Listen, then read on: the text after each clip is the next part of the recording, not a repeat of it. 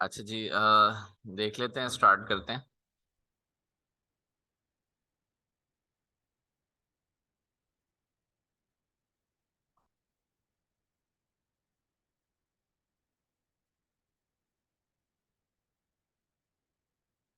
अच्छा, लास्ट हमने कहाँ तक देख लिया था? पेज स्पीड तक देख लिया था। पेज स्पीड और दोबारा देख लेते हैं क्या। हम्म।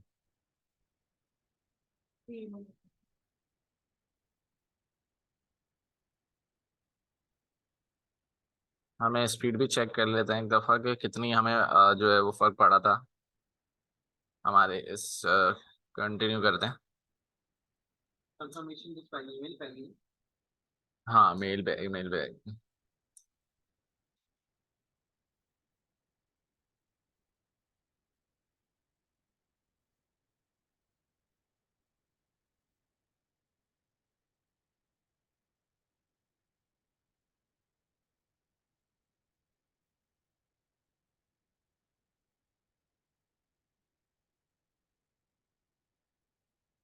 हमने रॉकेट भी कर लिया था हमने।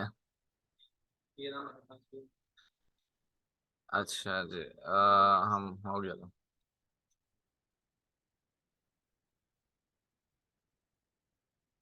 यहाँ पे अनेबल क्यों नहीं आ रहा मेरे पास? मैंने यहाँ तो सब अनेबल करके रखा था। अम,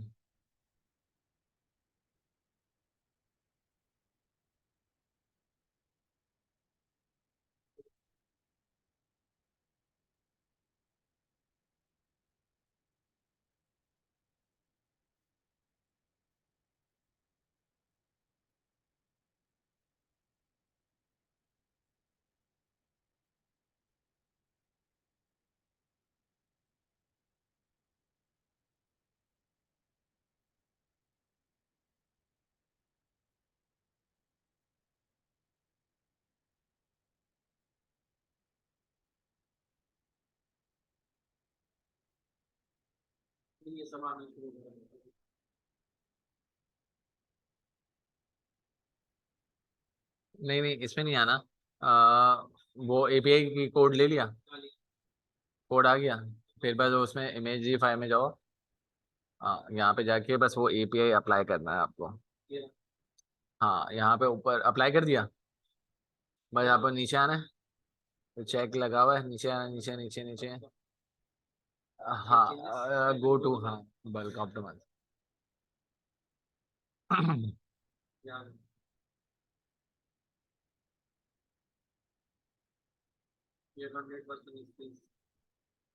हाँ हाँ, ऑन करना है बस। हम्म।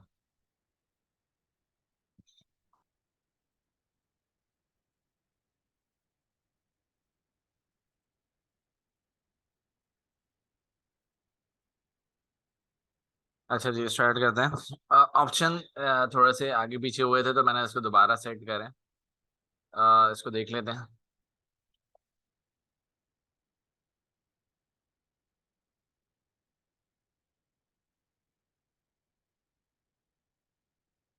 तो सही है। 2% कम है बस। ठीक है, 2% के ऊपर आप काम करेंगे तो सेट हो जाएगा। ठीक है। अच्छा, अभी हमारे पास लास्ट जो आ रही थी 34 आ रही थी, ठीक है। और अभी भी हमारे पास जब बड़ी वेबसाइट होगी ना, ठीक है, तो उसको टैकल करना मुश्किल होता है। और जो कि अभी आपने अगर लोड अगर ज्यादा वो पेजेस नहीं है, तो उसके अंदर परफॉर्मेंस जो है वो डेस्कटॉप पे 98 हो गई, सही है। तो डेस्कटॉप पे हो गया, लेकिन मोबाइल का देखना है, मेन हमें मोबाइल के ऊपर देखना है, हमें इसको किसी तरीके से 66 जो है वो 80 के ऊपर लेकर जाना है। अभी भी जो फर्स्ट कंटेंट है उसके ऊपर भी एरर आ रहा है। लास्ट कंटेंट के ऊपर भी एरर आ रहा है। अच्छा, अब यहाँ पे अपनी वेबसाइट के ऊपर भी देखते हैं, तो यहाँ पे भी अभी थोड़ा सा टेक्निकली प्रॉब्लम आ रहा है। अभी भी 3 सेकेंड और 7 सेकेंड्स जो है वो आ रहा है। तो आप क्या करें? आपका, हाँ, तो वो इसलिए आ रहा है क्योंकि आपकी भी वेबसाइट के ऊपर इतना लोड नहीं है अभी। इस रीजन की वजह से जब पेजेस ज्यादा होते हैं तो इसको कंट्रोल करना मुश्किल हो जाता है। तो अब अगर हम इसकी बात करें तो जाहिर सी बात है कि हमें एक काम और करना है कि हमें एक परफॉर्मेंस लैब है, ठीक है, जो वेब असल में हो ये रहा है कि हम जब एडवांस में आ रहे हैं, जैसे कि कहाँ गया, एड ऑन में, तो ये वेब पी जो है वो यहाँ पे ये काम नहीं कर रहा, मेरे पास ऑन नहीं हो रहा है। ठीक है। अच्छा, यहाँ पे ये अभी टेक्निकल मेरे पास प्रॉब्लम आ रहा है कि भाई अब जो है वो अनेबल नहीं हो रहा है, तो मेरी जाहिर सी बात है कि ये जो मसला आ रहा है ना वेब, ये मेरे अभी भी नेक्स्ट जनरेशन फॉर्मेट का एरर दे रहा है मुझे, वो इसी वजह से दे रहा है क्योंकि मेरे पास ऑन नहीं हो रहा है। ठीक है, ऑन हो जाता तो मेरे पास ये मसला जो है वो सही हो जाता, प्रॉब्लम ऑटोमेटिकली मेरी तकरीबन ये 70 से 80% जो है वो चली जानी थी। ठीक है। अच्छा, दूसरी चीज ये कि हमेशा याद रखें कि इसका ताल्लुक जो फर्स्ट कंटेंट का ताल्लुक और लार्ज कंटेंट का ताल्लुक और ये स्पीड का भी ताल्लुक थोड़ा सा आपकी होस्टिंग से भी ताल्लुक है। अगर आपकी होस्टिंग भी स्लो है तो उस रीजन की वजह से भी ये आपको टेक्निकल प्रॉब्लम्स आएंगे। ठीक है। अच्छा, इसको थोड़ा सा और मजीद अगर मुझे इसकी परफॉर्मेंस ऐड करनी है तो मैं कैसे करूंगा, मैं वापस अपनी वेबसाइट के ऊपर जाऊंगा और मैं यहाँ पे जाके प्लगइन्स के अंदर मैं जाके एक और जो है वो सॉफ्टवेयर इंस्टॉल कर लूंगा। उसे हम यहाँ पर आते हैं, यहाँ पे हम लिखेंगे जेट पैक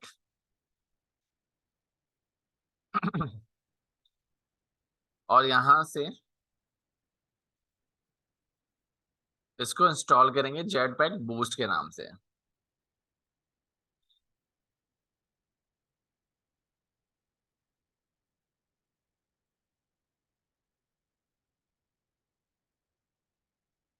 और इसको एक्टिवेट करा।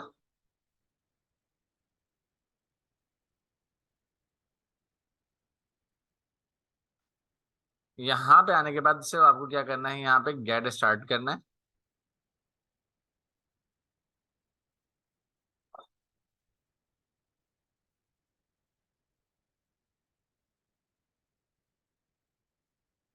गेट फ्री स्टार्ट पे जाना चाहिए, जाहिर सी बात है ये भी पेमेंट आपसे लेता है, तो हम तो भाई फ्री पे ही जा रहे हैं अभी। तो आप यहाँ पे, तो अब थोड़ा सा यहाँ पे अभी आपको वेट करना है। ठीक है, ये ऑप्टिमाइज करेगा, ऑप्टिमाइज करने के बाद ये आपकी सारी चीज़ों को सेट कर देगा। इतने हम जितने ये हो रहा है इतने हम आगे और चीज़ें कवर कर लेते हैं।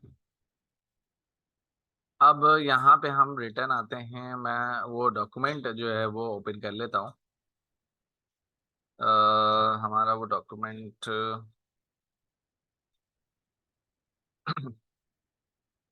अच्छा, कहाँ तक हमने पढ़ा था कुछ, इससे अभी पेज स्पीड ही देखी थी। अच्छा, और चीजें अब देख लेते हैं। अच्छा, अब हमें क्या चीजें देखनी है, हमें एक देखना है साइट मैप और रिपोर्ट डॉट टी एक्स की फाइल। अब ये क्या चीजें हैं, इसके ऊपर क्या थ्योरी है, इसके ऊपर देख लेते हैं। सबसे पहले आप अगर मैं साइट मैप की बात करूं, ठीक है, तो साइट मैप जैसे कि मिसाल के तौर पे हमारे पास एक मैप होता है, गूगल मैप होता है, और उसके आसानी के उसके जरिए से हम देखते हुए जो है वो हम किसी भी जगह पे जो है वो पहुंच जाते हैं। इसी तरीके से आपकी वेबसाइट के ऊपर भी एक साइट मैप होता है जो कि आप गूगल जो है इस साइट मैप के थ्रू जो है मदद से जो है आपके सारे पेजेस के अंदर जो है वो चला जाता है और क्रॉल कर लेता है। ठीक है। अगर ये मैप नहीं होता तो गूगल को बहुत परेशानी होती है और उसको जो है वो एक पेज से दूसरे पेज के ऊपर जाने में जो है उसको बहुत टेक्निकली प्रॉब्लम आती है। तो इस रीजन की वजह से जो है हमें लाजमी जो है वो साइड मैप डालना पड़ता है। अगर हम ये नहीं डालेंगे तो याद रखें कि आपने जब गूगल के ऊपर हमने जब गूगल सर्च कंसोल हमने पढ़ा था, तो यहाँ पे वो कभी भी वो सही से प्रॉपरली वो क्रॉल नहीं करेगा और आपको जो है वो एरर ही शो करेगा, क्रॉल नहीं करेगा कभी भी। ठीक है। तो रीजन क्या होता है कि उसमें साइड मैप ही नहीं होता, तो यहाँ पे आपको जो है वो सबमिट करवाना होता है कि भाई आपका साइड मैप क्या है। ठीक है, तो उस साइड मैप की मदद से फिर वो जो है वो पेजेस के ऊपर जाता है, इंडेक्सिंग करना शुरू करता है। ठीक है। तो अब ये हम बनाएंगे कैसे और फिर इसको किस तरीके से सबमिट करा जाता है इसके अंदर, तो हम इस चीज को देखते हैं।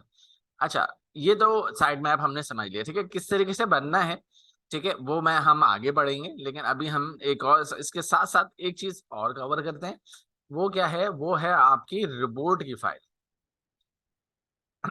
Report dot T x T की फाइल। अब ये क्या काम करती है, ये काम बेसिकली इसका ये है कि गूगल को इंस्ट्रक्शन देना है कि भाई आप कौन सी फाइल के अंदर जाना चाह रहे हो, कौन सी फाइल के अंदर नहीं जाना। कुछ ऐसे रिकॉर्ड्स होते हैं जो कि हमें गूगल को क्रॉल नहीं करवाना होता, या गूगल को बताना नहीं होता। जैसे कि मिसाल के तौर पे हमारा जो फॉर एग्जांपल जो हमारी वेबसाइट पे क्या चीजें सर्च हो रही हैं, ठीक है, गूगल को हम नहीं बताते। हमारा जो यूजर का इंफॉर्मेशन डाटा होता है, ठीक है, जहाँ पे उसके ईमेल होती है, जहाँ पे उसका फोन नंबर शो हो रहा होता है, तो वो सारी चीजें जो हैं हमें जो है वो बंद करनी होती हैं। ठीक है, अगर हम किसी की देखें, फॉर एग्जांपल मैं यहाँ पे एक बहुत बड़ी वेबसाइट है फाइवर के बारे में बात करते हैं, तो यहाँ पे robot dot T x T आप किसी भी इस तरीके से फाइलें ओपन करके आप देख सकते हैं। ठीक है, अब यहाँ पे देखें तो इन्होंने कुछ अपने जो पर्सनल पेजेस हैं वो बंद करे हुए हैं। ठीक है, काफी सारी चीजें, इनकी जो परचेजेस है, परचेजेस का जो पेज है वो बंद करा हुआ है इन्होंने। यूजर सेक्शन होता है बेसिकली, जब आप लॉगिन करके रहते हैं तो एक पेज से दूसरे पेज के ऊपर जाते हैं, ठीक है, तो वो चीज भी इन्होंने बंद करी हुई है। सर्च, क्या चीज सर्च हो रही है, ठीक है, ये सारी चीजें उन्होंने बंद डिसअलाउ करी हुई हैं। इसी तरीके से इन्होंने अपना कॉन्टेक्ट मी का फोल्डर जो कॉन्टेक्ट का पेज है वो भी इन्होंने डिसअलाउ करा हुआ है। जो इनका पेज है इनबॉक्स का, ठीक है, जो चैट चल रही है किसी क्लाइंट से, तो वो भी जो है वो बंद है।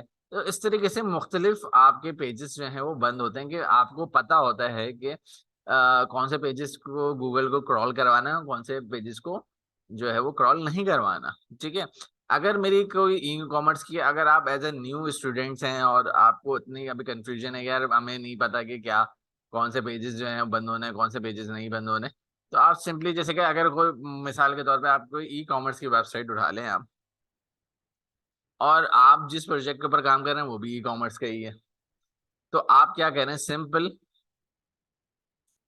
Reboot dot T x T file लिखें। ठीक है, अब ये वो फाइल्स हैं, ठीक है, ये वो चीजें हैं जो आपको नॉर्मली बंद करनी ही करनी है। ठीक है, तो आप लोगों को पता ही है ये चीजें बंद करनी है, तो आपने यहीं से कॉपी करा और आपने अपने पास जो है वो बंद कर देना है। ठीक है, अब इसके जाहिर सी बात है कि एक प्लगइन है।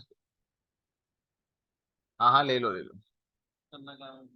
हाँ, अब करना कहाँ है, ठीक है, ये बात है। अब उसके लिए जाहिर सी बात है, क्योंकि हम वर्ड प्रेस के ऊपर हैं, तो वर्ड प्रेस तो टोटली आपका जो है वो उसके ऊपर चलता है।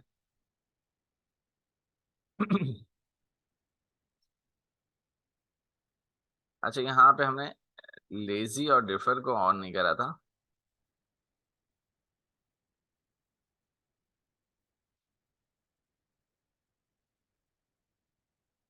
अच्छा, ये हो रहा है, मैं एक नए टैब के ऊपर। अच्छा, अब देखें हमारी लास्ट जो इंडेक्स थी 66 थी, अब थोड़ी और बेटर जो है वो हमारी हो गई है। अगर हम यहाँ पे देखें तो अब हमारी जो परफॉर्मेंस है वो 70 तो हो गई थी, ठीक है, लेकिन मैंने यहाँ पे ये 2 के ऊपर लगाना मैं भूल गया था। तो अब जो है थोड़ा सा और अभी ऑप्टिमाइज जो है वो कर रहा है। ठीक है, तो ये और बेहतर कर देगा, 80 तक ले जाएगा इसको ज्यादा से ज्यादा। ठीक है, और इससे ज्यादा नहीं कर सकता है, क्यों, क्योंकि मेरे पास लिमिटेशन है होस्टिंग की, क्योंकि हम अभी फ्री वाली होस्टिंग के अंदर काम कर रहे हैं। तो फ्री वाला जो होता है वो काम जो है फ्री ही होता है, वो आपको पेड वाली चीजें नहीं फराहम करते। हाँ, जेट पैक के सारे नीचे चेक लगाए, लेजी गाइड में, हाँ, इसको भी ऑन कर देना, रिफ्रेश करके फिर चेक करना। ठीक है, तो खैर, अब आगे हम देख लेते हैं। ठीक है, तो ये टेक्निकली प्रॉब्लम आती हैं। दूसरा ये होता है कि अगर आप नल थीम यूज कर रहे हो तो नल थीम के अंदर भी ये प्रॉब्लम्स आती हैं, और उसमें फिर ये क्योंकि कोडिंग में चेंजेस करी हुई होती हैं तो उसकी वजह से भी ये प्रॉब्लम आती है। ठीक है, क्योंकि नल यूज कर रहे हो तो इसलिए थोड़ा सा ये प्रॉब्लम रहेगा। ठीक है, तो अब हम वापस अंदर इसके अंदर आते हैं, डैशबोर्ड के अंदर। वो कौन सा प्लगइन है वो हम यहाँ पे देखते हैं। यहाँ पे हम आएंगे ऐड न्यू के अंदर। अच्छा, एक ऐसा प्लगइन है जो कि बहुत सारे काम एक ही प्लगइन कर लेता है, वो है, यहाँ पे अगर मैं आता हूँ तो योस्ट के नाम से एक प्लगइन है। अच्छा, अब क्योंकि अगर मैं यहाँ से डालता हूँ तो ये वाला जो योस्ट है वो फ्री तो है, लेकिन इसके सारे फंक्शन जो है वो काम नहीं करते, इसको भी हमें खरीदना पड़ता है। ठीक है, फ्री में हम हमारे पास लिमिटेशन आ जाती है, तो हम इसको क्या करते हैं कि हम जो है वो अभी शाइन ऐड से जो है इसको उठा लेंगे।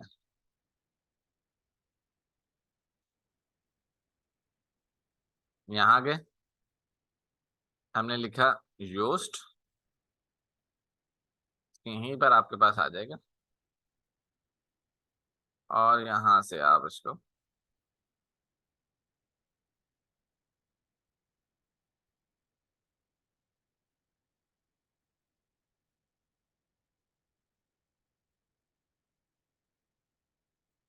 यहाँ पे आपने इसको करना है कॉपी, गो टू नो, और यहाँ से आपने डाउनलोड कर लेना।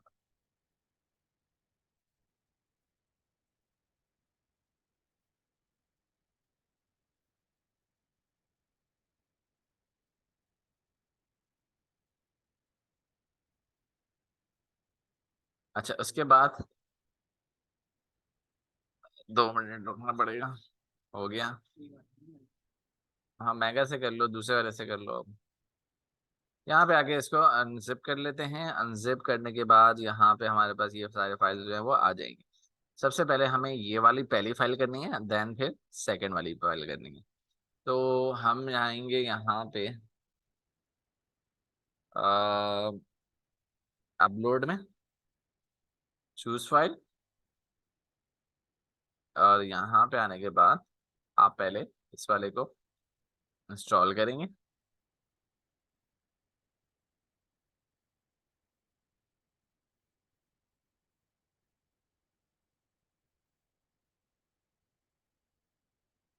एक्टिवेट करेंगे।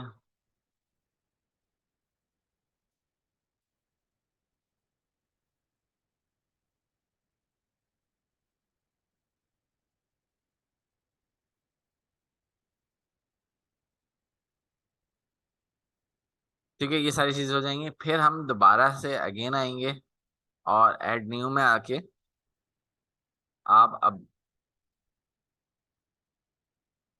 अपलोड में चूज फाइल, और ये प्रीमियम वाला जो है हम डाल देंगे। तो अब हमारे पास सारे फीचर जो हैं वो अनलॉक हो जाएंगे।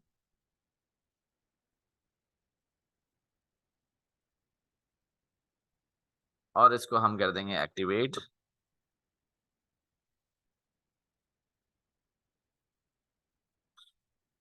अच्छा, आपके पास इंस्टॉलेशन सक्सेसफुली आ जाएगा लिखा हुआ। अब आपको क्या करना है, कुछ नहीं करना।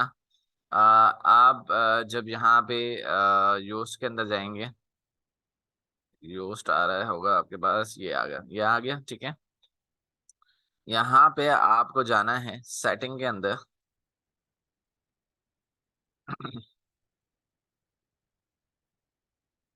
इसको मैं कैंसिल करके मैं सबसे आता हूँ नीचे। सबसे नीचे आने के बाद मैं जो हूँ जो, अच्छा, ये खुद ब खुद आपके साइड मैप जो है वो बना देता है। अगर आप इसको देखना चाहते हैं, ठीक है, तो आपको जस्ट यहाँ पे क्लिक करना है। तो ये आपका साइड मैप जो है वो बन गया है, ठीक है। अच्छा, इसके अंदर आप जितने पेजेस बनाते चले जाओगे, ये ऑटोमेटिकली साइड पेजेस जो है आपके क्रिएट करता रहेगा। ठीक है, इसके अंदर जितनी भी चीजें होंगी वो ऑटोमेटिकली यहाँ पे लिस्टेड होती चली जाती है। ये आपका साइड मैप जो है ऑटोमेटिकली बनता चला जाता है। ठीक है, तो ये सारी चीजें हैं इस तरीके से। अगर आपको किसी और की भी देखनी होती हैं तो आप वो भी देख सकते हो। कैसे, यहाँ पे आप आए और यहाँ पे सिर्फ जस्ट आपने साइड मैप लिखना है।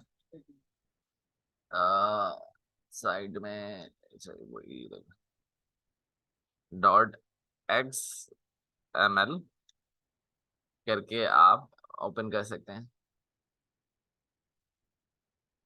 एस नहीं लगाया था। अच्छा, इन्होंने डिसेबल करी है शायद, ये बनाई नहीं है, आई डोंट, ये नहीं पता। उसमें डिसेबल की लाइन से नीचे साइड में सब कुछ बंद। हाँ, एक काम करते हैं कि प्रो पाकिस्तानी का देखना हूँ। बहुत सबको देख सकते हैं, बहुत सौ ने बंद करा, वो भी होता है।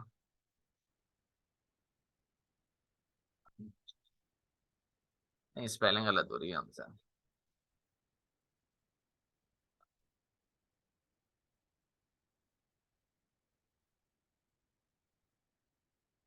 ये आ गया, ठीक है। तो आप हर बंदा जो है वो बहुत आसानी के साथ यहाँ से वो चीजें देख सकते हैं, ठीक है। तो इसकी भी होगी, सब सबकी आप देख सकते हैं। ठीक है, इन्होंने बंद करा और इनका इन्होंने बंद किया। ठीक है, मतलब इस तरीके से देख सकते हैं। ठीक है, बात समझ में आ गई होगी आपको। तो अच्छा, ये तो बात हो गई साइड मैथ की। ठीक है। अच्छा, अब रोबोट का कैसे बनेगी, उसके लिए आपको आना है टूल में। टूल में आने के बाद आपको जाना है फाइल एडिटर में।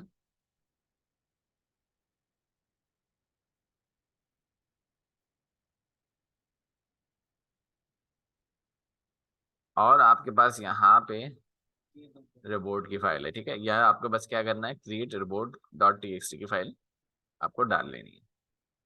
अच्छा, डालने के बाद आपके पास ये थोड़ा सा एक एरर आएगा, और उसके बाद आपको दोबारा से पीछे जाना है बस। तो ये आपके पास जो है वो ऑन हो जाएगी। ठीक है। अब आपको यहाँ पे, अच्छा, यूजर एजेंट का मतलब क्या होता है? यूजर एजेंट का मतलब होता है कि क्रोम के मतलब कौन सा, मतलब गूगल है, बिंग है, याहू है, कौन से यूजर एजेंट को जो है आपको अलाउ करना है, कौन से को डिस अलाउ करना है। स्टार का मतलब होता है तमाम, होल, चाहे गूगल हो, याहू हो, बिंग हो, जो भी हो। ठीक है, तमाम, होल। ठीक है। और आपने क्या करा, यहाँ से जैसे कि किसी भी ई कॉमर्स की वेबसाइट का अगर है, तो आपने ई कॉमर्स की वेबसाइट का देख लेना। जैसे कि अभी हमने यहाँ पे कहीं खोला था ना, ये रहा, गुल अहमद खोला हुआ था। ठीक है, तो बस हमने यहाँ पे आए, इसको यहाँ से कॉपी करा। कॉपी करने के बस हमें यहाँ पे, यहाँ से इसको यहाँ पे करके और क्रिएट कर देना, सेव एंड चेंजेस टू। तो ये फाइल भी हमारे पास बन जाएगी। ठीक है, ये बन गई है अब। ठीक है, और कुछ नहीं करना है इस फाइल के अंदर। तो ये फाइल भी हमारे पास बन गई। ये दो मसले तो हमारे हल हो गए। अच्छा जी, अब और चीजें हम देख लेते हैं कि भाई इसके अंदर क्या चीजें हैं और किस तरीके से करना है। अच्छा, इमेज ऑप्टिमाइजेशन मैंने आपको बता दी है। इमेज ऑप्टिमाइजेशन जो है वो आपको इमेजिफाई से वो कम करनी होती है। ठीक है, बहुत सारी चीजें हमने डिस्कस कर ली हैं। अब आगे चीजें मजीद क्या है, इसको समझना हमारे लिए जरूरी है। इसके अंदर हमारे पास जो कुछ और चीजें हैं, जैसे कि हमारे पास यहाँ पे जो टेक्निकली एसईओ से जो चीजें हैं, अब हम देखते हैं कि भाई फुटर ऑप्टिमाइजेशंस क्या होती हैं। ठीक है। फुटर ऑप्टिमाइजेशन में अगर हम आए यहाँ पे,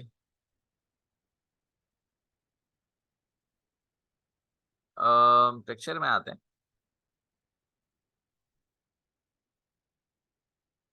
ठीक है। अच्छा, अब फुटर ऑप्टिमाइजेशन में अगर हम आ जाते हैं, तो यहाँ पे आपके पास कुछ चीजें जो है वो मौजूद होनी चाहिए। और क्या क्या उसके अंदर ऑप्टिमाइजेशन होनी चाहिए, पहला आपके फुटर के अंदर जो है आपकी नेविगेशन, जो इम्पोर्टेंट जो आपके जो पेजेस हैं, वो इसके अंदर जो है वो शो होने लाजमी चाहिए। ठीक है। जो इसकी इम्पोर्टेंट चीजें हैं आपके फुटर के अंदर, अब फुटर क्या होता है, आपके वेबसाइट का बिल्कुल आखिरी का जो हिस्सा होता है, वो फुटर कहलाता है। ठीक है। अगर मैं आपको दिखाऊं यहाँ पे, तो ये बिल्कुल लास्ट में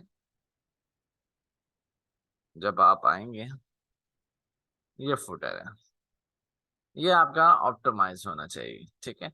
तो अब इसके अंदर जो है वो ये नेविगेशन जो है वो आपके पास जो है इम्पोर्टेंट रोल होना चाहिए, कि ये आपके पास प्रॉपरली रोल होना चाहिए। दूसरा, आपके पास जो सोशल मीडिया के पेजेस, सोशल मीडिया जो होता है वो लिंक अप होना चाहिए। तो ये सारी चीजें जो है वो आपके फुटर ऑप्टिमाइजेशन के अंदर आ जाती हैं। ठीक है, क्लियर है। तो बस इसके अंदर और मजीद कुछ चीजें ऐसे में अंदर नहीं होती हैं, सिर्फ बस यही आपको जो है वो ऑप्टिमाइजेशन के अंदर सेट करनी होती हैं, कि आपकी हर चीज जो है वो अलाइन हो, डिस्ट्रीब्यूशन जो है परफेक्टली हो। ठीक है। और इसके अंदर कुछ नहीं होता। वर्डप्रेस के अंदर हमें डिजाइन करने की ऐसी जरूरत नहीं होती। जब आप लेआउटिंग कर रहे हैं, तो ये हर देखें, यहाँ पे देखें, सोशल मीडिया का पेज भी आपके पास ऑलरेडी आ रहा है। तो इतना हमें इसके ऊपर काम करने की जरूरत नहीं होती, कि ऑलरेडी ये डिजाइन हुआ हुआ होता है, तो हमें इतना वो मसला नहीं होता इसके अंदर। तो ये भी हल, हमारा जो है वो इशू हल हो गया। अच्छा, अब कुछ चीजें हैं जो कि हमें बहुत ज्यादा देखने की होती हैं। वो होता है साइड स्ट्रक्चर। हमारा साइड स्ट्रक्चर जो है वो सही होना चाहिए। और ये साइड स्ट्रक्चर क्या होता है, किस तरीके से होता है, इसको जो है हम समझते हैं। अगर हम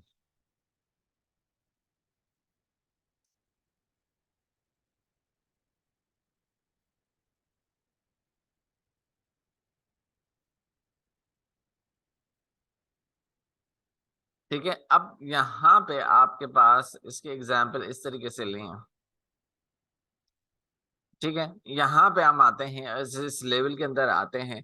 ठीक है, तो इसको समझना जरूरी है कि आपके पास,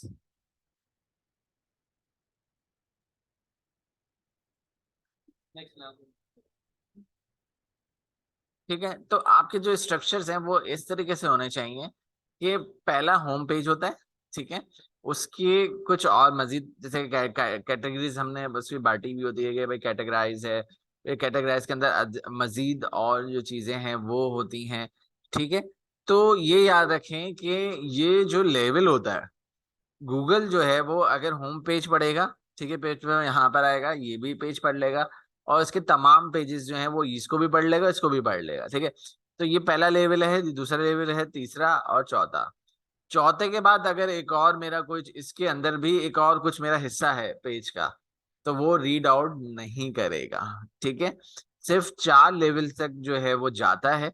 ठीक है, और उसके बाद जो है गूगल उस चीज को नहीं रीड करता।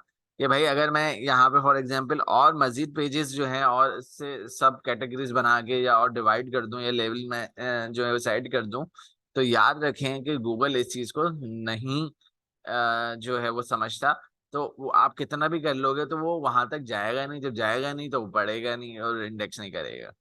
ठीक है, तो ऑब्वियस सी बात है कि इस चीज, अब इसका ख्याल कैसे रखना है, आप किस तरीके से इसको डायग्नोज करेंगे। देखिए मिसाल के तौर पे हम यहाँ आते हैं अपने पेज के अंदर,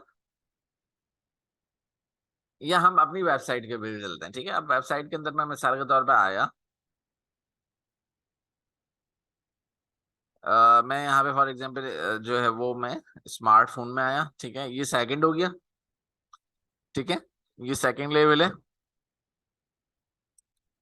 और ये आपका जो है वो वोट देख, मतलब क्या हो गया कि अगर आप यहाँ पे देखें तो पहला लेवल क्या है आपका, होम पेज हो गया, दूसरा प्रोडक्ट हो गया, तीसरा, तीसरे लेवल के ऊपर ही प्रोडक्ट शो हो गया।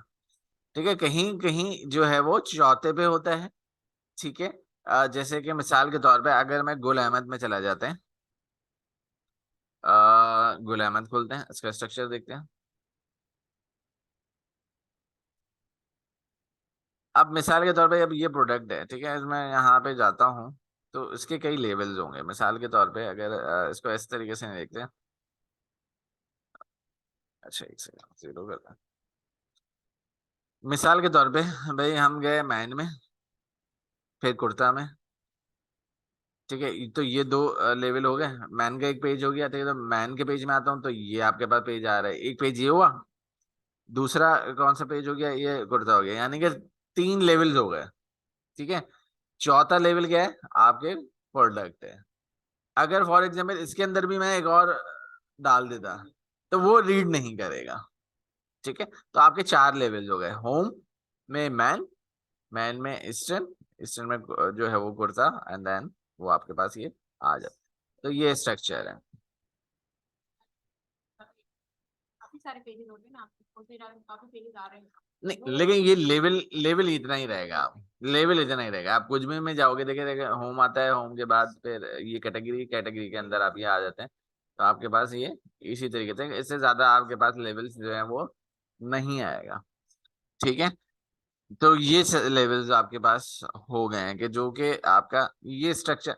और दूसरी बात ये कि स्ट्रक्चर के अंदर सिर्फ ये नहीं आता, स्ट्रक्चर के अंदर ये भी आता है कि कहीं ऐसा ना करते हैं आपके होम की चीज जो है वो, अगर मैन की चीज है तो वो वुमेन के प्रोडक्ट्स के अंदर डले हुए हैं, या मैन की चीज है जो, तो स्ट्रक्चर आपका खराब होता है, इसकी कैटेगराइज खराब हो जाती है। ठीक है, तो इस चीज का भी हमें जो है वो इसके अंदर जो है वो चीजें जो है वो देखनी पड़ती हैं, डायग्नोज करनी पड़ती हैं, कोई चीज गलत तो नहीं डली हुई है भाई। तो ये भी हमारे इसके अंदर आता है, एसईओ के अंदर तो हमें स्ट्रक्चर भी देखना पड़ता है। ठीक है, ये आप लोगों को चीज मेरे ख्याल में समझ में आ गई होगी। ठीक है, इसमें कोई ऐसी टेक्निकल चीज नहीं थी। ठीक है, तो ये समझना जरूरी था। वर्डप्रेस के अंदर इतना टेक्निकली प्रॉब्लम आती नहीं है, जो मैनुअल वेबसाइट्स होती हैं जो मैनुअली बनती हैं उनमें ये स्ट्रक्चर डिस्टर्बेंस बहुत ज्यादा हो जाती है। वर्डप्रेस के अंदर गलतियां बहुत का होने की ना होने की जो है वो कमी बहुत कम होता है। अच्छा, अब ये ब्रांड स्कम्स क्या होता है भाई? ये ब्रांड स्कम्स के बाद अगर एसईओ में बात करें तो ये ब्रांड स्कम्स होते क्या हैं बेसिकली, और ये क्यों दिखाए जाते हैं? ब्रांड स्कम्स अगर आप यहाँ पे देखें तो ये एक नेविगेशन तो आपको ऊपर आती है, ठीक है, एक नेविगेशन आपकी यहाँ पे आती है, ठीक है, इसे हम ब्रेड क्रम्स कहते हैं, ठीक है, ये जो चीज होती है ये आपकी ब्रेड क्रम्स के अंदर है। हाँ, ये आपका जो है वो ब्रेड क्रम्स कहलाता है। अरे हाँ, सॉरी, एसईओ लिख दिया, ब्रेड क्रम्स वो, हाँ मैं नहीं, ये देख रहा हूँ क्या आ गया। ठीक है, तो बेसिकली गूगल कहता है कि ये ब्रेड क्रम्स जो हैं आपके, ये भी जो है अहम रोल आपके जो है वो हिस्सा होता है। और ये भी अगर आपकी ई कॉमर्स की वेबसाइट है तो ये ब्रेड क्रम्स जो है वो शो होने चाहिए, ठीक है, कि यूजर जो है अगर मिसाल के तौर पर होम एसेसरीज में जाना चाहे तो बहुत आसानी के साथ वो दोबारा, उसको ये ना हो कि यार मैं फिर इधर जाऊं फिर देन इधर जाऊं, ठीक है, फिर मैं इस पेज पे आ रहा हूँ, वो बहुत आसानी के साथ जो है वो रोल बैक, इसके नेविगेशन जो है वो रोल बैक हो सके, ठीक है। इसको डायरेक्टली अगर मैं इस पेज पर हूँ डायरेक्टली मैं दोबारा या एसेसरीज पे पर जाना है या कहीं पे भी जाना है तो मैं बहुत इजीली जा सकूँ। तो ये चीज भी लागू होती है कि ये चीज भी आपको देखनी होती है कि यार ब्राइट स्क्रम जो है बेसिकली ऑन है आपकी वेबसाइट के ऊपर या नहीं, ठीक है।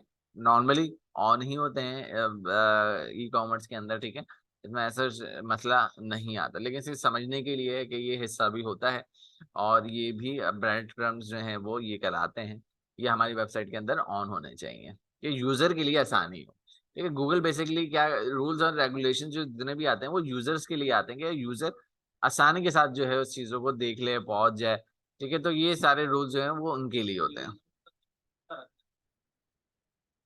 हाँ, बाकी चीजों का तो नहीं रखा है।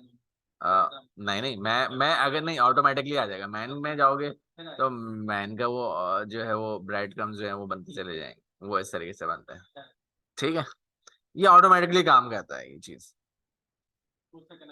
हाँ ऑटोमेटिकली होता है, ठीक है। तो ये चीज भी हमने समझ ली।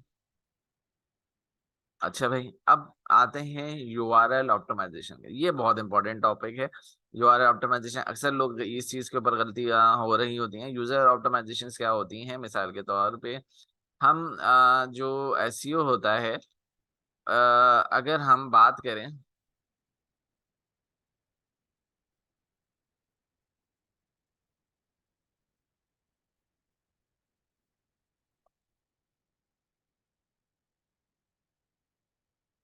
इसके स्ट्रक्चर को याद करें तो हम सैंपल के तौर पे, नहीं यहाँ नहीं आ रहा, एक काम करते हैं, मिसाल के तौर पे अब देखें कि मिसाल के तौर पे अगर मैं टोयोटा, क्या हो गया, अटक क्यों गया? मिसाल के तौर पे मैंने एसईसी जो ओपन करा, ठीक है, जो मेरा टाइटल है, ठीक है, वो ही मेरा ऊपर यूआरएल भी है, ठीक है, ऐसा नहीं है कुछ 1 2 3 4 5 6 इस तरीके से आ रहा हो। मेरा जो है ये यूजर फ्रेंडली होता है, बेसिकली क्या होता है कि इसको याद हो जाता है कि अगर कोई बंदा डायरेक्टली खोलना चाहे तो वो भी खोल सके। अच्छा, इसका लेंथ कोशिश करनी चाहिए कि अगर हम यहाँ पे इसकी लेंथ की बात करें तो ये भी बड़ा इम्पैक्ट पड़ता है, ठीक है। तो तकरीबन जो इसकी लेंथ होनी चाहिए वो यहाँ पे अगर हम बात करें तो तकरीबन जो है वो मैक्सिमम जो है वो ये है, लेकिन अगर प्रोटेक्टेड पेज यूआरएल की बात हम करते हैं, कैरेक्टर्स की बात करते हैं तो वो 75 कैरेक्टर्स के अलॉन्ग है, ठीक है। तो इस चीज का भी हमें जो है वो ख्याल रखना जरूरी है कि आपका जो यूआरएल है वो बहुत बड़ा ना चला जाए, ठीक है, कि इसको याद करने में लोगों को जो है वो प्रॉब्लम ना हो, ठीक है। तो इस चीज को भी आप जो है मद्देनजर आपको जो है वो रखना है कि यूआरएल, अब यूआरएल की जो सेटिंग्स होती हैं वो कहाँ होती हैं? वर्डप्रेस के अंदर जब हम सेटिंग्स के अंदर आते हैं तो ये परमा लिंक्स होते हैं आपके पास। परमा लिंक्स के अंदर जब आप आएंगे तो यहाँ पे आपको ये चीज चेक करनी है, और यहाँ पे अक्सर कभी कभी बाय डिफॉल्ट भी चीजें हुई हुई होती हैं, प्लेन हुआ हुआ था बाय डिफॉल्ट। जब हम आते हैं वैसे तो कोई थीम हम लगाते हैं तो ये ऑटोमेटिकली कन्वर्ट हो जाता है, लेकिन अगर नाम भी हो तो फिर आपका क्या हो जाएगा, प्रॉब्लम प्लेन में आ जाएगा, तो ये कुछ इस तरीके से बनेगा 1 2 3 4 करके बनेगा, या न्यूमेरिक फॉर्म में आ जाएगा, ठीक है। इस तरीके से आपके यूआरएल्स बनना शुरू हो जाएंगे और ऑटोमेटिकली, ठीक है। तो इसकी भी सेटिंग्स देखना जरूरी है कि भाई आपका जो चेक है वो डे एंड नेम के ऊपर है। जब बाय डिफॉल्ट आप वर्डप्रेस इंस्टॉल करोगे तो इसके डे एंड के ऊपर नहीं होता, ठीक है। वो जो है वो प्लेन्स के ऊपर होगा, ठीक है। लेकिन अगर मैं बात करूं फॉर एग्जाम्पल, ये तो ब्लॉग की यूआरएल की बात हो गई, ठीक है। लेकिन अगर मैं ई कॉमर्स की बात करूं, ठीक है, अगर मैं मिसाल के तौर पर यहाँ पे आता हूँ तो यहाँ पे तो डायरेक्टली यूआरएल बनता है आपका, ठीक है। और अगर मैं यहाँ पे अगर बात करूँ एक ब्लॉग की, तो ब्लॉग के पहले डेट आती है, देन फिर इसका यूआरएल आता है, ठीक है। तो दोनों में डिफरेंसेस है। अगर आपकी ब्लॉग है तो डे एंड नेम के ऊपर आप जाने देंगे। लेकिन अगर आपकी कोई स्टैटिक वेबसाइट है या ई कॉमर्स वेबसाइट है तो उसमें आपके पास पोस्ट नेम आ जाएगा, ठीक है। और जो है आप इसको देन सेव देन चेंजेस करेंगे। तो ये आपका हो गया यूआरएल ऑप्टिमाइजेशन, ठीक है।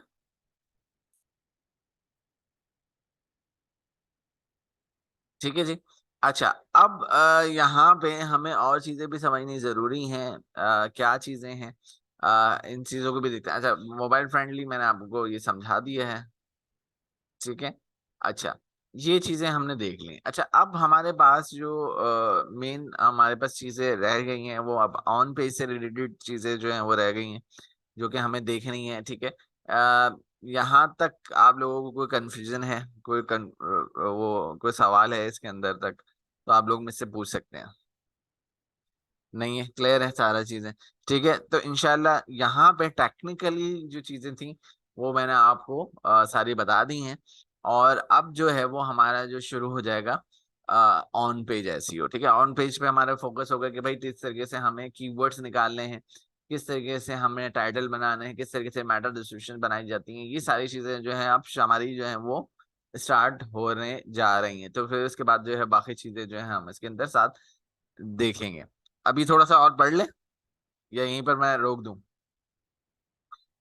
चल,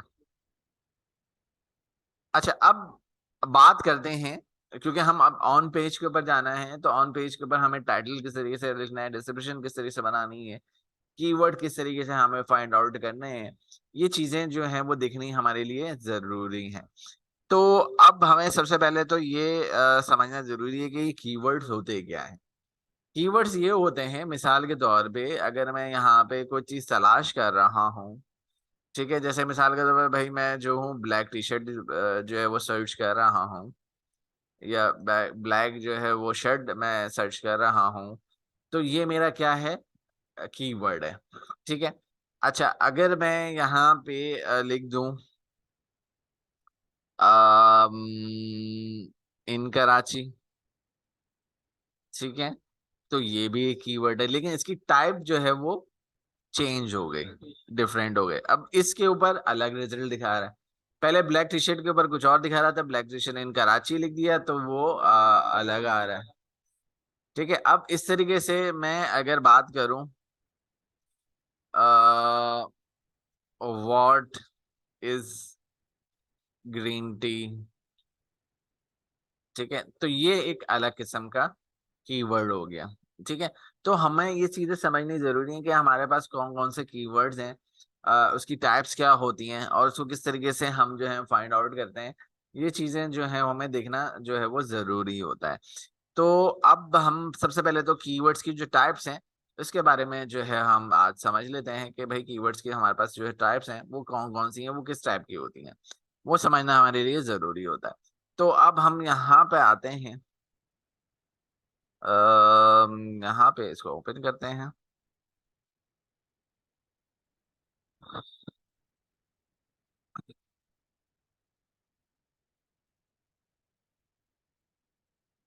अच्छा, सबसे पहले आपके पास कीवर्ड होता है जिसे हम शॉर्ट टेल कीवर्ड्स के नाम से जानते हैं। शॉर्ट कीवर्ड क्या होता है और उसके अंदर क्या प्रॉब्लम आती है। मिसाल के तौर पे मैंने रेड टी शर्ट लिख देता हूँ फिलहाल, मिसाल के तौर पे, ठीक है। मैंने यहाँ पे लिखा रेड टी शर्ट, ठीक है, ये शॉर्ट में आ जाता है, ठीक है। अब इससे ये नहीं पता चलता कि भाई मैं रेड टी शर्ट के बारे में मैं लेना चाह रहा हूँ या मैं कोई सर्च कर रहा हूँ इसके बारे में। तो हाँ, तो क्यों पॉइंट नहीं, मकसद यूजर का जो मकसद है वो नहीं क्लियर हो रहा है इसके अंदर कि भाई टी शर्ट वो खरीदने की नियत से आ रहा है या वो, हाँ।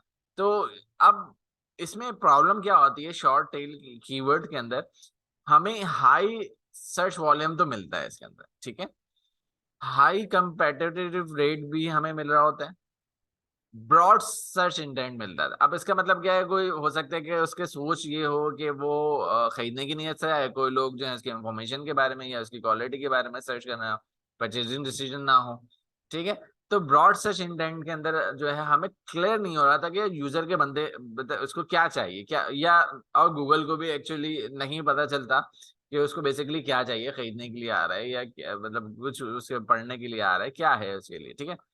तो इसके अंदर लो कन्वर्जेशन रेट आता है, ऑब्वियस सी बात है, जब इसका इंटेंट ही नहीं पता होगा मुझे कि भाई उसको लेने की नियत से आ रहा है या वो है। अब मैं मिसाल के तौर पर मैं बेचने की नियत से मैं उसको लेकर जा रहा हूँ, उसकी नियत थी नहीं बेचने की, तो क्या होगा, वो खरीदेगा ही नहीं प्रोडक्ट, वो जाएगा वापस आपके वेबसाइट के ऊपर आ जाएगा। तो ये चीज भी देखने की होती है, गूगल ये चीज भी देख रहा होता है कि भाई गूगल, एक चीज होती है, दो चीजें होती हैं हमारे पास, पोगो स्टिकिंग और हमारे पास होता है बाउंस रेट, ठीक है। पहले हम पोगो स्ट्रिकिंग की बात करते हैं, ठीक है। पोगो स्ट्रिकिंग, ओहो, पोगो स्ट्रिकिंग ऐसी, ओ स्पेलिंग शायद मिस्टेक हो गई। अच्छा, पोगो स्ट्रिकिंग बेसिकली क्या होती है, एक वर्ड यूज होता है पोगो स्ट्रिकिंग का। ये बेसिकली क्या होता है कि कोई बंदा, अच्छा हम क्या करते हैं कि हमारे पास ऐसे कीवर्ड के ऊपर हम रैंक करवा लेते हैं, हाई वॉल्यूम सर्च के ऊपर या शॉर्ट टेल के ऊपर ले गए। अब हुआ ये कि बंदा वो चला गया, ठीक है, लेकिन वो जिस नियत से गया था, मिसाल के तौर पर मैं यहाँ गया, मैंने देखा जो मुझे चाहिए वो तो है ही नहीं यहाँ पे, तो मैं फौरन ही बैक कर लिया। ये चीज आ जाती है पोगो स्टिकिंग के अंदर, ठीक है। तो ये चीज जो है जाहिर सी बात है कि गूगल देख रहा होता है और गूगल जो है वो उसके ऊपर ये आपकी जो वेबसाइट है वो पैरालाइज भी हो सकती है इसके रीजंस की वजह से कि भाई कि जो यूजर जो है वो जा रहा है और उसको कुछ वहां पे मिल ही नहीं रहा जो कि यूजर को चाहिए, क्योंकि गूगल आज एक्यूरेट इतना क्यों है, वो इसी इन्हीं रूल्स एंड रेगुलेशन की वजह से ही एक्यूरेट है कि जो आपको चाहिए होता है दूसरे तीसरे या चौथे पे आपको वो चीज मिल जाती है, इन्हीं रीजंस की वजह से। वरना आपको जो है चीजें गलत मिलना शुरू हो जाती हैं अगर आपकी ये चीजें गूगल ना रिस्ट्रिक्शन करे, तो कोई किसी कीवर्ड के ऊपर कोई भी चीज रैंक करवा ले बंदा, ठीक है। अच्छा, अजान हो जाए 2 मिनट फिर हम इसको स्टार्ट करें। ये चीज हो गई हमारी पोगो स्ट्रिकिंग के अंदर आ गई कि भाई कोई भी बंदा किसी भी हाई वॉल्यूम के ऊपर जो है वो इंडेक्स कर लेगा, लेकिन जब यूजर जाएगा तो वो कुछ और ही मिलेगा उसको। तो ये गूगल ने जो है वो रिकग्नाइज कर दिया है कि भाई आपको जो है वो उस इस चीज से बचने के लिए पोगो स्ट्रिकिंग से आपको बचना होगा, ठीक है। तो और भी सी बात है कि हम जो है वो शॉर्ट इंडेंट के ऊपर बात कीवर्ड्स जो हैं वो हम नहीं लगा सकते यार, हमने देखा कि यार इसके ऊपर ट्रैफिक तो बहुत ज्यादा है, लोग बहुत ज्यादा चीजें सर्च कर रहे हैं, लेकिन अगर उसके ऊपर हम अगर बंदा जाता है और वो चीज नहीं मिलती तो वो बोगस स्टिकिंग के अंदर आ जाता है, तो इस चीज को जो है वो हमें बचना चाहिए। तो अच्छा, दूसरी चीज यहाँ पे आता है आपके पास बाउंस रेट। अच्छा, ये भी बहुत मैटर करता है आपकी वेबसाइट के ऊपर, ठीक है। बाउंस रेट कम से कम, हमारी वेबसाइट का जो बाउंस रेट होना चाहिए वो कम से कम होना चाहिए। बाउंस रेट का मतलब क्या है कि बंदा जब किसी भी वेबसाइट के ऊपर जा रहा है और उसको जब एक पेज से वो दूसरे पेज के ऊपर जब वो जा रहा है, तो क्या वहां पे वो टाइम लगा रहा है या नहीं लगा रहा, ठीक है। जैसे कि मिसाल, क्या हो गया, हैंग क्यों हो गया,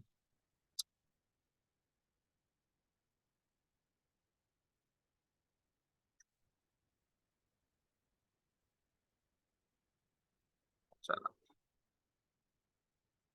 अरे भाई चल,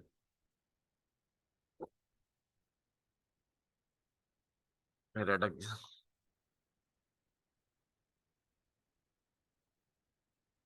अब्दुल्ला को ही बुलाना पड़ेगा, मुझे लगा अटक, हाँ चल गया। अच्छा, यहाँ पर है, तो मिसाल के तौर पर मैंने यहाँ पे टाइम लगाया, थोड़ा सा मैंने पढ़ा और मैं आ गया दूसरे पेज के ऊपर, ठीक है। ठीक है। तो अब मैं यहाँ पे कितना टाइम लगा रहा हूँ, क्या गूगल यहाँ पे क्या चीज देख रहा है कि यार जो बंदा यहाँ पे पढ़ रहा है उस कंटेंट को कितना वो इंटरेस्टली पढ़ रहा है, उसको कितना जो है वो उसके मुताबिक चीजें जो है मिल रही हैं, उसके इंटरेस्ट के मुताबिक जो है वो मिल रही हैं। तो हमने तो ये भी जो है वो कम से कम हमारी वेबसाइट के ऊपर होना चाहिए कि हम जो यूजर है उसको हम पकड़ के रखें, जो वो आया है तो वो वहां पे उसके ऊपर जो है वो थोड़ा सा जो है वो उसके ऊपर टाइम लगा है। तो ये आपका क्या हो गया, बाउंस रेट हो गया। तो ये चीज भी हमें देखनी होती है कि हम अपने वेबसाइट के ऊपर किस तरीके से अपना बाउंस रेट जो है वो कम कर सकते हैं, या हमारा जो कंटेंट है बहुत ज्यादा बोरिंग नहीं होना चाहिए। ठीक है। तो डेफिनेटली तो फिर यूजर जो है वो इंटरेक्ट रहेगा और उस वेबसाइट के ऊपर मौजूद रहेगा। ठीक है। तो बाउंस रेट भी हमारा कम होना चाहिए। तो पोगो स्टैकिंग और बाउंस रेट आपको समझ में आ गया होगा कि ये क्या चीजें होती हैं। अब हम वापस कीवर्ड्स के ऊपर आते हैं। तो कीवर्ड्स में तो फिर अब जाहिर सी बात है कि हम इसके अंदर ये नहीं लगा सकते, और क्योंकि इसके अंदर कंपटीशन भी बहुत ज्यादा था, बहुत ज्यादा लोगों ने इसको यूज भी करा हुआ था। कंपेटिटिव रेट से क्या मुराद है कि बहुत ज्यादा लोगों ने इसको यूज करा हुआ होता है पहले से, जिस वजह से जो है ये हम जो है उसके ऊपर काम नहीं कर सकते हैं। दूसरी बात, यहाँ पे अगर हम नीचे आते हैं तो लॉन्ग टेल कीवर्ड्स। अच्छा, लॉन्ग की टेल वर्ड्स क्या होते हैं कि मतलब 3 वर्ड से जो भी आपके जो मोर देन 3 वर्ड्स होते हैं उस वो सारे जो है आपके किस में आ जाते हैं, लॉन्ग टेल वर्ड की वर्ड्स में आ जाते हैं। ठीक है, जो 3 वर्ड से ज्यादा हो। ठीक है। अब इसके अंदर मिसाल के तौर पे क्या होता है, लो सर्च वॉल्यूम होता है। ठीक है। लो कंपेटिटिव रेट भी होता है, स्पेसिफिक सर्च इंटेंट भी होता है, हाई कन्वर्जेशन रेट भी होता है। ठीक है। अब जैसे कि मिसाल के तौर पे अब जाहिर सी बात है कि अब यहाँ पे हाई कन्वर्जेशन रेट क्यों होता है, तो ऑब्वियस सी बात है कि स्पेसिफिक सर्च इंटेंट होता है कि मिसाल के तौर पे अगर red T shirt in Karachi लिख दिया, या मैंने red T shirt online shopping लिख दिया, तो क्या हुआ, लॉन्ग टेल कीवर्ड हो गया। तो उसमें स्पेसिफिक इंटेंट आ गया ना कि भाई उसको शॉपिंग करने हैं यार। ठीक है। तो इसलिए स्पेसिफिक सर्च इंटेंट हो जाता है। तो जाहिर सी बात है कि वो कन्वर्जेशन रेट भी आता है, जब आप वेबसाइट के ऊपर लेके जाओगे तो वो परचेज भी करेगा इस चीज को। तो ये आपका जो है वो हाई कन्वर्जेशन रेट के अंदर आ जाती है ये चीज। ठीक है, क्लियर हुआ। अब आते हैं शॉर्ट टर्म फ्रेश कीवर्ड्स के ऊपर आ जाते हैं। ठीक है, अगर हमारे दुनिया के अंदर जो स्पेसिफिक, अच्छा इसके ऊपर फायदा ये होता है, ये किस टाइप के होते हैं कि जो कि करंटली होते हैं। ठीक है, वो फिर बाद में दुनिया नहीं इसके बारे में ना सर्च करती है। ठीक है, उस वक्त वो इंसिडेंट्स दुनिया के अंदर हो जाता है, उस दौरान जो है बहुत ज्यादा सर्च हो रहा होता है, और फिर अचानक से जो है उसका ट्रैफिक जो है वो खत्म हो जाता है। कोरोना का था, तो कोरोना के ऊपर बहुत ज्यादा सर्चिंग की जा रही थी। ठीक है, अब क्योंकि खत्म होता जा रहा है तो वो अब आगे और कुछ साल बाद तो बिल्कुल भी वो सर्च होने वाला नहीं है। ठीक है। तो ऐसे कीवर्ड्स जो हैं, या कोई मूवी आने वाली है तो मूवी के बारे में जब आ रही होती है, या उस दौरान जब आ चुकी होती है, तो उस दौरान जो है वो लोग बहुत ज्यादा उस चीज को सर्च कर रहे होते हैं।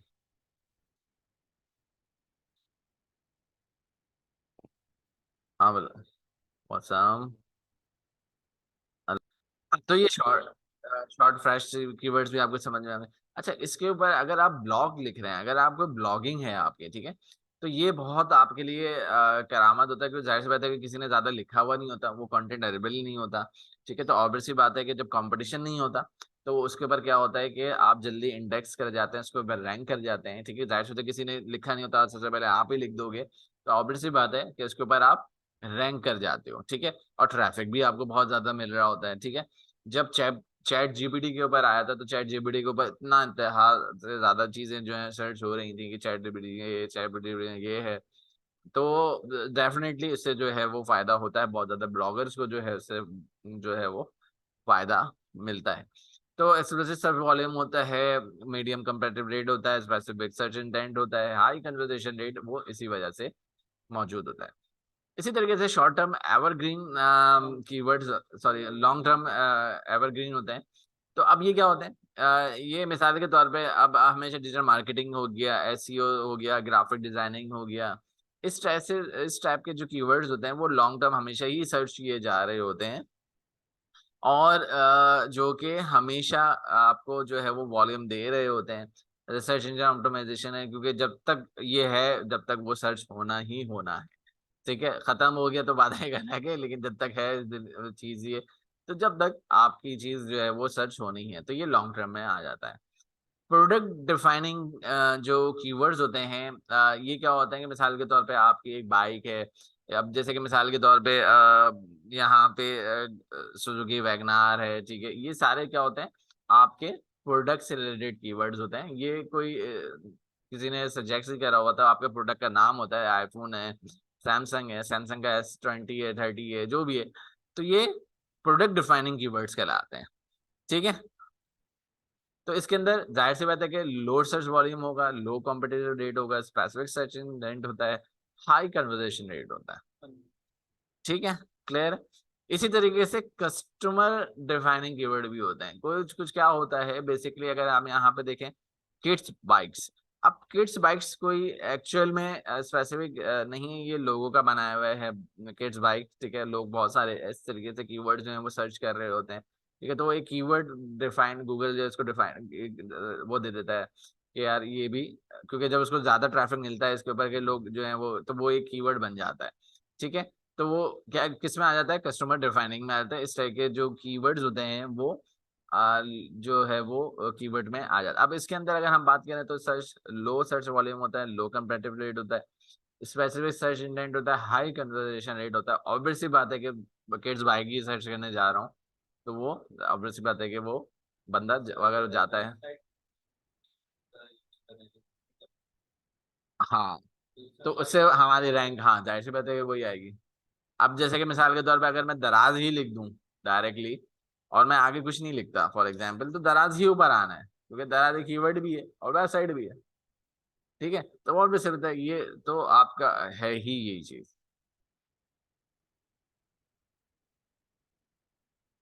तो सेकेंडली जियो टारगेटिंग कीवर्ड्स क्या होते हैं। जियो टारगेटिंग आपके लोकली जो, जैसे कि मैंने इन कराची लिखा था, आगे कीवर्ड के अंदर इन कराची लिख दिया था, ठीक है, तो एरिया लिख दिया या सिटी लिख दिया, तो ये आपका जो है वो जियो टारगेटिंग में आ जाता है। अब इसमें भी लो सर्च वॉल्यूम होता है, लो कंपेटिटिव रेट होता है, स्पेसिफिक सर्च इंटेंट होता है, हाई कन्वर्जेशन रेट होता है, ठीक है। और ये लोकल बिजनेस के लिए या डिलीवरीज फॉर बिजनेस के लिए जो है वो बहुत ज्यादा फायदेमंद होता है, ठीक है। SLI कीवर्ड का तो ये एक टर्म है, कंडीशन है, ठीक है। ये क्या होती है इसको हम बाद में हम इसको डिस्कस करेंगे कि किस तरीके से होता है, ठीक है। इसके बाद हम आते हैं इंटेंट टारगेटिंग कीवर्ड के ऊपर, ठीक है। What is grass, how it grow, what to look for, ठीक है। ये आपके कमर्शियल के अंदर आ जाता है, कीवर्ड्स के अंदर कमर्शियल्स होते हैं। इंटेंट टारगेटिंग के अंदर इंफॉर्मेशनल भी होता है, और जो है वो कमर्शियल के अंदर भी आ जाता है। कमर्शियल में क्या चीजें आ जाती है, मिसाल के तौर पे प्रोडक्ट डिस्क्रिप्शन, इंग्रेडिएंट, फीचर, तो ये सारी चीजें जो हैं, मिसाल के तौर पे आपने कोई मॉडल लिखा है, उसके आगे फीचर लिख देते हैं, अक्सर हमारे साथ ये चीजें होती हैं, ये सारी चीजें उसके अंदर आ जाती हैं। ट्रांजिशनल के अंदर जो है वो कुछ इस तरीके से फ्री शिपिंग कीवर्ड लगा दिए, ठीक है, हमने कोई प्रोडक्ट लिखा और आगे फ्री शिपिंग लगा दी, तो ये ट्रांजिशनल जो है वो कीवर्ड्स में लेकिन ये सारे इसी के अंदर ही आते हैं, हाई इंटेंट टारगेटिंग कीवर्ड्स के अंदर ही ये सब कैटेगरीज में आ जाते हैं, कोई अलग से कोई वो नहीं है, ठीक है। तो ये 9 आपके पास जो है कीवर्ड्स की टाइप्स होती हैं, ठीक है। इसके ऊपर अब हम जब हम कीवर्ड्स फाइंड आउट करेंगे तो आप समझ जाओगे कि ये इसकी जो है वो क्या टाइप है इस कीवर्ड की, ठीक है, क्लियर है। यहाँ तक हम रखते हैं आज, फिर इसको फाइंड आउट कैसे करते हैं। हाँ,